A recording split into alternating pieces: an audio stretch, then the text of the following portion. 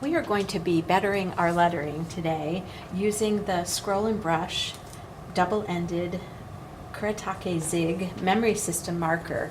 It has all of the characteristics of a pigment ink, acid-free, archival quality, light, fast, waterproof, fade-proof, non-bleeding. It is, again, double-ended, so as I always tease, it's double the pleasure, double the fun, double the creativity, all in one. It comes in 24 colors, so really you have 48 different tips on it because you have 2 per tip. Now, just in the case of all the double-ended markers, they have done a fabulous job of marking the fine end or the unique end. In this case, it's going to be the unique end. And that's those little grooves toward the end, the side of the barrel. They are down by the ZIG memory system box or the ZIG box.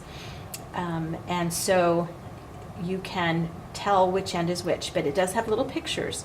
So this is a unique end. It is a scroll end and then a brush end. And so the unique end of this is a scroll end. It's a flat chisel tip that has a V groove cut out of it. The project that we're going to be doing is bettering our lettering, and a nod to one of our favorite movies is The Sandlot, and it's a film. So we're going to actually create lettering with the scroll end that looks like film and do it that way. So we're going to have fun creating those. So with the double-ended scroll and brush, as we talked about, the unique end is the scroll end of it. The other end is a brush end. And a lot of people think, well, I can do modern calligraphy with it, but it is a wonderful marker for just simply doing, using the whole edge of the marker and just pressing it down. If you want to, you can do the pressure differentiating to be able to get those thick and thin lines. And then you can flip over to the scroll end. And the scroll end, again, it is a flat chisel tip that has a V groove cut out of it. And it's cut out of the side of it so that one line will be thicker than the other.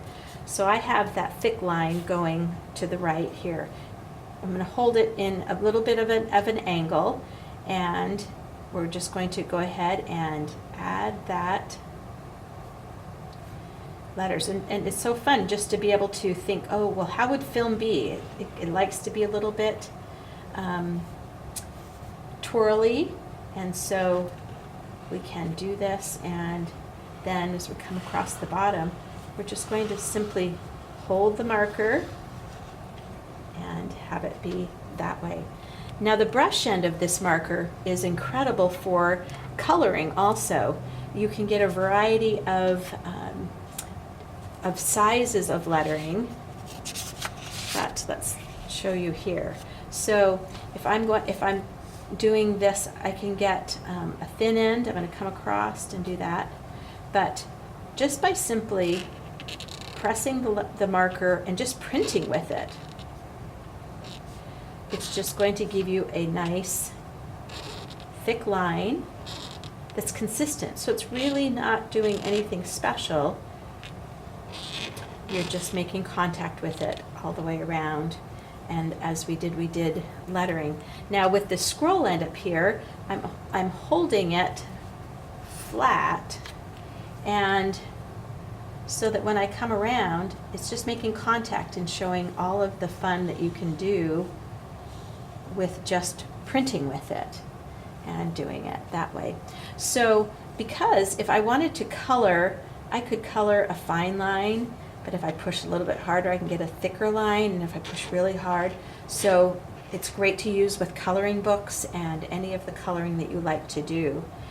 A lot of times I take both caps off and just hold them there. So what we're going to do is we're going to make, just coming along in between the lines, and we're just going to add those like little film strip lines to this. So it will make it look like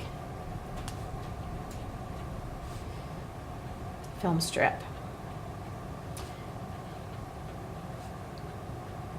So there's a lot of fun things that you can do with this. It also makes great railroad tracks if you wanted to do some curves and things like that. So it's fun just to be able to have those, the scroll end of that, and then you could continue that on.